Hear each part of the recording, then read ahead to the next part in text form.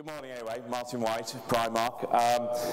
Our exciting topic is to talk about cost. It has been a theme this morning. I'm sure it's a theme within everybody's business, and really I think we'll have a ramble around where cost is for everybody right now. I stood on this platform a year ago, and a bit like Stuart said, words to the effect of, I think it's a pretty shit time to be working in retail.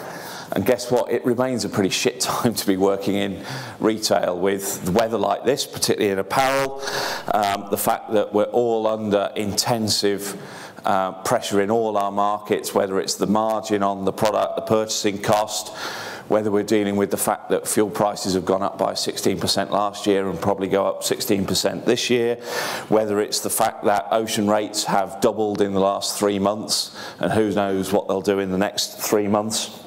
We're all grappling with different aspects of cost at the same time as being pressured to, of course, improve service, improve availability, and do more for less. So I think we have two choices. One is to roll over and die, or we can stand up and try and find some ways to fight out of this. And actually, on the panel, we've got a bunch of guys who probably give a lie to most of the myths here, because they're all working for businesses that are doing pretty well at the moment, actually. So there's Andy Banks, who is the Supply Chain Development Manager for Waitrose, an incredibly high margin business, so cost is not important to them, they're just about growing sales. Jason Keegan, who is Head of General Merchandise Logistics for Marks & Spencer's, another high margin business that's doing terribly well, so cost isn't important to them. And the man who lives the brand, clearly here, we've got Tim O'Rid from Supergroup, super dry, as you recognise from his immaculate attire. Reminds me of what my daughter said to me as we were going out, about 10 years old. We were going out the other day, and she looked at me and said, "I'm not going out with you like that, Dad. How come you work for a fashion retailer and you know absolutely nothing about fashion?" So I'm not of that particular ilk, as you can see. So Tim, of course, is dealing with a brand that has huge complexity, online, wholesaling, global sales, and is grappling with Excel spreadsheets and where there's a plus sign and a minus sign. So that's the panel from the retail side. To represent the service providers and the operators, we've got Charles Meeby, who works for DP World Ports London Gateway. His background is ports and shipping, but for some strange reason he's here today when I notice on his CV he previously ran the ports in the Bahamas. So why he's come back here, goodness only knows. So that's our panel, and we'll have a conversation about cost. We'll take questions as we go through, but I really want to just open it up with your perspectives, guys, on costs in your own organisation. What have you been working on from a cost point of view in the last year or 2 or 3? Andy, do you want to talk about Waitrose and your high margins? High margins indeed. Well, so we're a supermarket business, and we've been fortunate enough to have a period of excellent growth over the last few years, and we're the fastest growing supermarket. Now, a lot of that growth has come from adding complexity to our business, and all of you who work in the supply chain know that puts a massive upward pressure on your costs. Unfortunately for our MD, he sees it the other way around. He says you've got greater scale, therefore there must be massive benefits of scale, so surely supply chain costs % of sale must come down. He sees things very simply. And it's very, very difficult to argue from a supply chain perspective that actually we're going to make the business less efficient by having an increasing cost base. So we set ourselves a challenge to say that whatever the business threw at us, we would keep our overall cost % of sales flat, or if not reduced. And the only way we felt we could do that was to really look beyond the traditional boundaries of logistics. So a traditional supply chain study might look at your warehousing cost and your transport cost and say, what can we do to drive that down? And be it automation, be it making better use of transport. We did all of that, or we looked at all of that, but we recognised that there just wasn't enough scope there. So we embarked on what we felt was a real end-to-end programme, and it really composed of 4 elements. One was very much about looking at the in-branch logistics as to how we could actually reduce the cost within our shops. And the focus on that was on shelf-ready packaging to make the fulfillment process more efficient in the branches. We then looked at what we call order effectiveness. So the two challenges in our business. One is who makes the decision about what stock to put into a store. Is it best that that decision sits locally in the branches where they claim they understand the customers better, they can understand the demand profiles? Or is it better to put it into the supply chain where you can put greater expertise in with advanced forecasting tools and more specifically manage the flow of product through your supply chain so that you can actually eliminate some of the peaks and troughs, or smooth, I should say, some of the peaks and troughs. And any retailer that has, we talked a little about seasonal patterns, but we also have weekly patterns where our distribution on a Friday is something like 30% higher than it is on a Monday. How do you tool up for that without putting costs into the business? So we put a lot of effort to move our forecasting and ordering from our branches into the centre, and that process is still underway, and a lot of challenges, but certainly the right thing to do in our mind. We did do some of the traditional efficiency operations within our warehouses, but the final fourth area we worked on was, and probably the most challenging, is to say that actually, and we've heard it a lot this morning already, much of the value sits upstream with the suppliers and releasing value. And we really concentrated on two areas there. One was around transport sharing and trying to make better use of inbound transport, in particular into our warehouses. And that, I would say, has generally been quite successful in terms of achieving the targets we set out. The other element of that was trying to find collaboration opportunities where, through things like sharing of forecasts, we could help suppliers reduce their cost base, and because they were very generous suppliers, they would then share it with Waitrose. That bit has been the most difficult to crack, and continues to be the most difficult area. But I think that if as an industry we're going to really make the inroads into keeping the total supply chain costs as a percent of sales flat, that's the area which we've got to continue to work on, because I think that's where the real nuggets are. Jason, your programme similar, or you started in a different place? Yeah, well, it's similar, but we had different complexities. So we wanted to increase customer service while reducing costs. So ours was a different complexity. We also had to make some space for a 4-year growth period in our multi-channel and e-commerce business. And everybody knows that generally e-commerce, because you handle it more and pack it ready for a customer, costs more than just sending product to stores. So we were having, you've seen double-digit 20% like-for-like growth in e-commerce. So we had to invest in that, but still reduce the costs. And then we had to reduce the cost of the end-to-end supply chain piece. So pretty much the same. We've managed to do that, and I think the way we've gone about it is there's been no sacred cows. So, getting the business to buy into that. So the usual mantra, go talk to the retail guys and they want a delivery every day or two. And we only want to go there once a week. So it's finding the right balance and the right cost and the service. So we had to increase the service, but we still had to reduce the costs. But the key thing was, it was turning out everybody's pockets.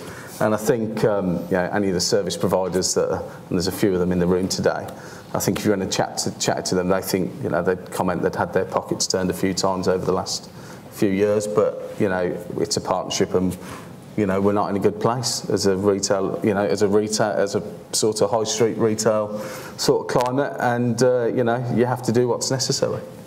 But was that done in a way where you were making structural changes to pick the pocket, as it were? So you were moving from Model A to Model B, or was that just shaving everybody's margin?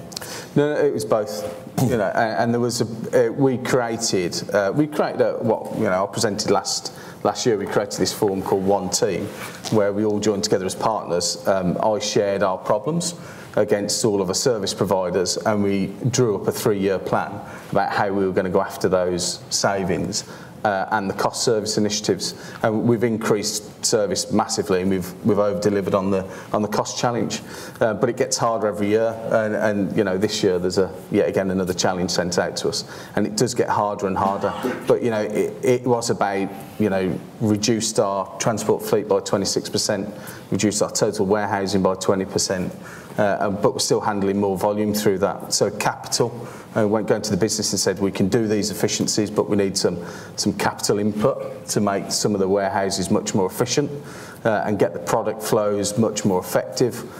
Even going to the shipping lines, and we've spoke differently to the shipping lines about how we work with them. We reuse containers through ports, so from Shanghai to the UK, the container might get emptied and refilled and sent on again, especially as we ship a lot of garments on hanger. So the saving of that rigging cost is a lot of money when you're 20,000 TEUs every year. So we went everywhere, stock covers, shipping lines, anything, consolidation centres, up in the fill of our inbound containers. We've tried collaboration and we've not been able to find anybody that fancies collaborating with us yet, but open to offers. But no, it's literally there's no stone unturned and it continues. Okay. Tim, different challenges, very high growth, lots of complexity. Yes, well, thank you. And Martin, I must thank you for your few kind introductory words and for all the other ones as well. So you've just lived out your daughter's prognosis of your own fashion statement, because although I am wearing some Superdry, you can't see it. Okay, so let's get the matter in hand. I think if I don't talk about just a couple of the things that have been in the press recently, it's a bit like Mrs. Lincoln not talking about what happened at the play. So Martin was making reference to probably events that a lot of you are aware of in connection with both our supply chain and our inability to manage our profit projections. So although Superdry is an extremely rapidly growing business, it isn't the business that I thought when I joined it. It's kind of a bit like living with an unruly teenager. So you have three individuals who over the last 10 years or so have built up a brand that's growing at a compound rate of 20% and have floated about 30% of the equity. But they still are grappling, to use a polite euphemism, with the behaviours that are necessary as part of a public company. And that's been reflected recently in the way they've managed some of the press communication. And it was brought home very, very powerfully to me on the first day of my induction when I arrived in Cheltenham after a fair few years running retail supply chains, expecting a nice sideways move to a quiet backwater in the Cotswolds, and found that they'd gone live with the systems implementation on my first day. So I thought, thanks very much, guys. And at the end of the first week, I was saying, there's a lot of smoke coming out of this place. Is it always like this? And they went, yeah, it's always like this. At the end of my second week, I was saying, I'm going to stop asking you questions because your answers don't make any sense to me at all. And at the end of my third week, I was going to the chief exec saying, you have got a supply chain in meltdown, and you will be doing a profits warning. And if we manage to get any stock through to the stores at peak, it'll be a real battle. And I suppose the serious point I'd make, and I guess primarily we're going to talk about merchandise suppliers here, but the serious point I'd make is I think the difference between the cost of something and the price of something is something that you always have to bear in mind. There's great pressure on us as retailers to squeeze down margins and behave in the most aggressive way. And if you can claim to have extracted that last 0.5% from a supplier, then you've done a good job. However, there always comes a point where you have to understand the difference between price and cost. And for me, the ability to pick up the phone to some key service providers, primarily logistics suppliers, and I think a couple of them are sponsors here today, Wincanton and Clipper, and off the back of personal relations with those businesses, secure emergency support for our retail peak, opening relief warehouses and putting systems in, I think is a very powerful illustration that there is a difference between the price of something and the cost of something. And for me, there is an element where business is always personal, and without those personal relationships, it doesn't matter how much money you've shaved out of the margin. If you haven't got a working supply chain, the price you bought the product at is completely irrelevant. So I guess for me, quite a personal learning curve in terms of joining the business, but I think it's an important point in terms of just understanding you have to balance that pressure to reduce costs with the need to maintain relationships. Yeah. So does that once you get past the initial firefighting and stability, is it still a business that's very much focused on service and supporting that 20% growth almost at whatever cost? Well, there's huge growth, absolutely. So, our business is about international growth. So at the moment, maybe a third of the sales come internationally. So we have the challenge of continue to grow in the UK, grow online, and grow globally. And for us, the sort of challenge is that very wide, but for a relatively small business, how do you fulfill globally? How do you create the infrastructure? And how do you create a whole new way of behaving, really? So, for me, one of the interesting things about the role is just the number of different levels that you're growing. You're growing a team personally, you're growing different behaviours within the business, and you're growing a physical capability as well. And how much is it still short-term versus trying to put longer-term infrastructure in there? We always say in retail, long-term is next week's sales. Have you got beyond that yet in terms of a supply chain structure?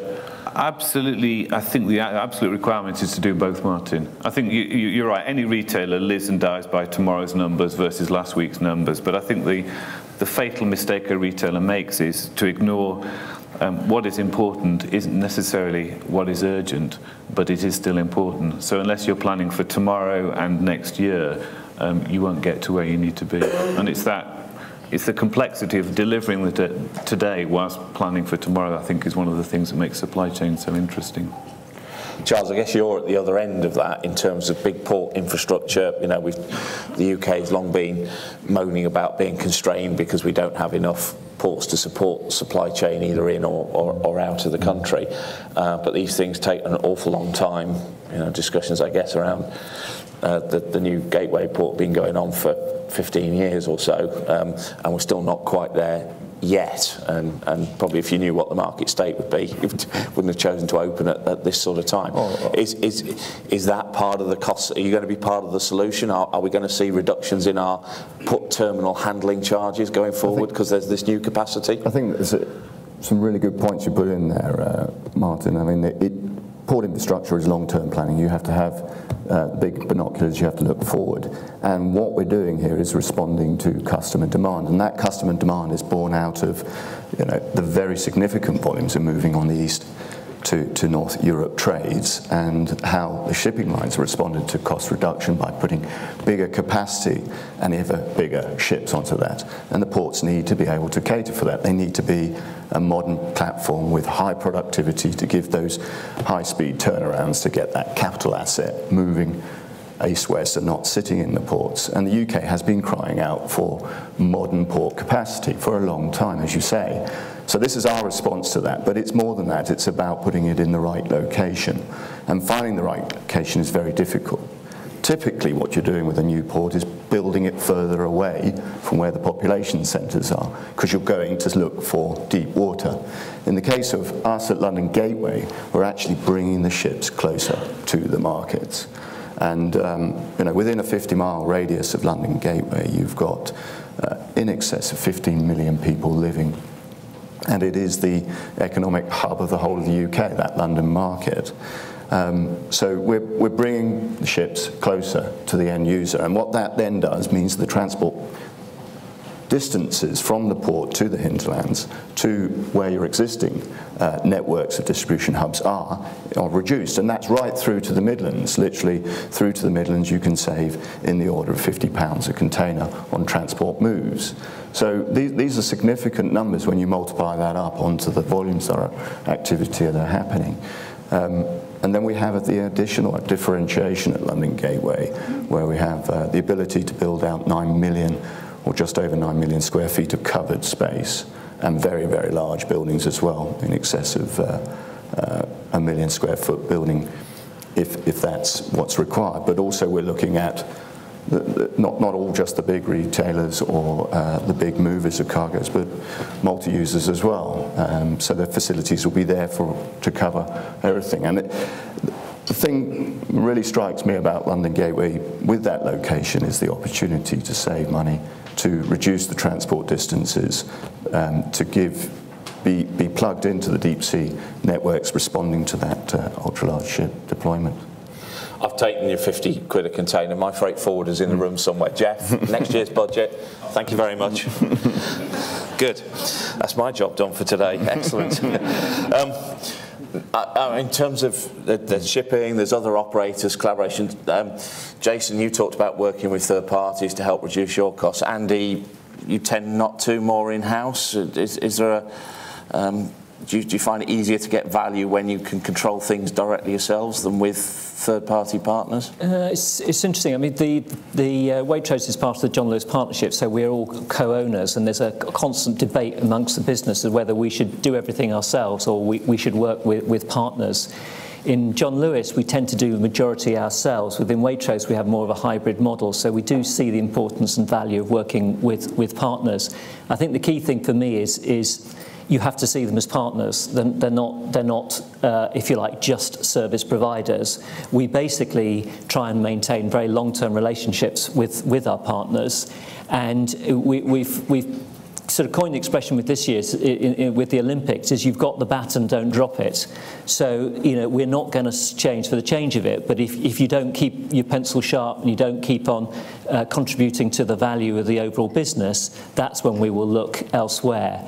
But I think our partners in that respect, they know, our service partners in that respect know that if they do deliver, we will maintain that relationship with them for a long time. And I think that's a trust and loyalty is really valuable and really important as you constantly look to chip away. And you're asking people to take a longer term play rather than just delivering you numbers this year. You want them to be delivering numbers for the next 2, 3, 4 years. How does that work compare with, say, synergies you might get with the department store side of John Lewis? Do you work with them at all in supply chain sense, or often it's harder to work with people in your organisation than outside? Yeah, no, I think, Terry is here from our John Lewis side of the business, and we had a joint team day the other day. We keep our supply chains very separate, to be honest. I think they've got a lot of very different characteristics. John Lewis are struggling with the challenges of omni-channel, whereas in our world, we really are looking for ultra efficiency in our logistics operations because our online is served from our shops. So I think it's very, very difficult then to align priorities when you've got some very different challenges on the business, and we will look opportunistically tactically to take benefit, and then actually we're trying to look, if you like, 5, 6 years out, how could we align our supply chains? But for the next 2 or 3 years, we think we've got to fight our own battles and win our own wars. Are you looking that far ahead, Jason, from an engineering, cost structuring point of view? Are you looking sort of 5, 6 years out and how you fit for that, or is it still short-term and immediate opportunities for you? No, we've been running since we started 4 years ago. We've been running what's the strategy going to look like, where will we be in the future? And we've definitely got, I've talked about a tactical way of reducing costs and increasing service through our current network, but we are also investing in the future. So we've got, I think we adopted a save then spend attitude, because if you invest in large scale infrastructure, you get a big dip, like a bath, shape of a bath, before the benefits start kicking in of that new infrastructure. So we've tried to put some water in that bath so it's a bit more palatable for the CFO. So that's simple. We've got our eyes on 7 years out. We're making sure we've got enough multi-channel and enough capacity for the multi-channel piece till 2020 and probably beyond. And do things like changing international plans give you agility problems in that sense? Somebody says, yeah, we're going back into France next week, here we go. How do you cope with those sort of challenges? I just think every person sitting in this room will have the same thing. The supply chain's the last thing to be thought of.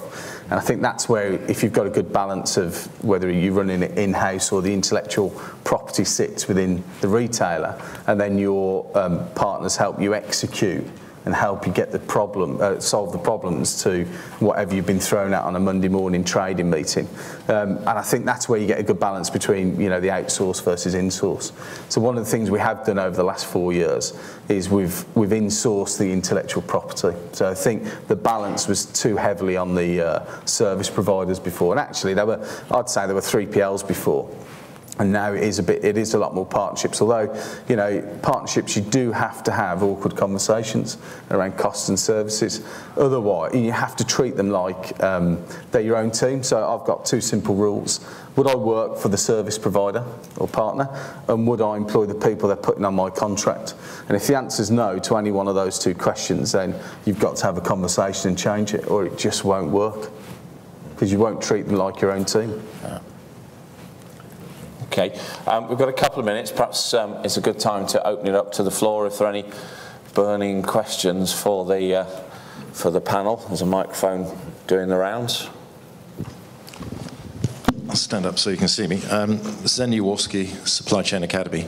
Do you think it's important that when we talk about supply chain, we end up with a room full of logistics and logistics professionals, and we don't end up with a room full of logistics professionals, merchandisers, buyers, procurers? They have as much impact on the supply chain as a transactional contract has. Tim, do you want to have a go at that one? If I buy you a drink tonight, Martin, will you promise to be nicer to me tomorrow? Yeah, I mean, I think it's a very, very good point. You know, clearly the full costs within the supply chain are a function of many things, and buyers' decisions, merchandising decisions are probably, in many cases, the bigger part of the supply chain costs. And you know, that's the sort of mantra that supply chain programs teach, the integration of businesses and a one world view and common metrics across the business. They are clearly the sort of that is the way to go. I think you come across a really fundamental issue that buyers, merchandisers and physical logisticians in retailers and probably also within manufacturers are very different communities with very different behaviours. And it would require, and it probably would be worth doing, it would require a huge amount of effort on the part of the logisticians to talk and communicate and frankly give the buyers and the merchandisers a strong feeling that there was something in it for them, for any of them to spend much time at all in a room with this kind of community, because retailers are aggressive in the way they organise themselves. They set up strong internal paradoxes and challenges themselves, which can often degenerate into a kind of competing fiefdom approach. And buyers and merchandisers are very busy people with one set of objectives. Clearly, you can paint a world in harmony view where you say to these people, spend the time and it will be in your long-term good. But on any one day, deciding what they're going to do with next week's Open to Buy, deciding what to do with next week's range review, or the chief exec going out into a northeast store and saying, how come I didn't see that range there, takes us straight back to what is urgent may not be the most important thing, but it certainly is very, very urgent. Yeah, I certainly recognise that. Do you, Jason? Oh yeah, definitely. Yeah. I think I'd just add a point to the question is that when we looked at our end-to-end programme, one of the things we realised was that our logistics people, so distribution and stock controllers, were far too introspective, far too thinking just of that part of the operation. And so we took a conscious decision in the business to really try and up the commercial awareness of all of our supply chain teams, and that started right at the top. So Mark Williamson, who's now the commercial director for Waitrose and background for all his life in buying, became the supply chain director. And the current supply chain director is also an ex-buyer. So that gives you a better sort of commercial platform on which to drive the right discussions in the business. Because what we didn't want it to be was just, it's those supply chain people off in the warehouse over there trying to save a bit of money. This truly was working across the whole business to drive the value. And I think that gave us an excellent platform to get the benefits which we've delivered. One more question? There's one here.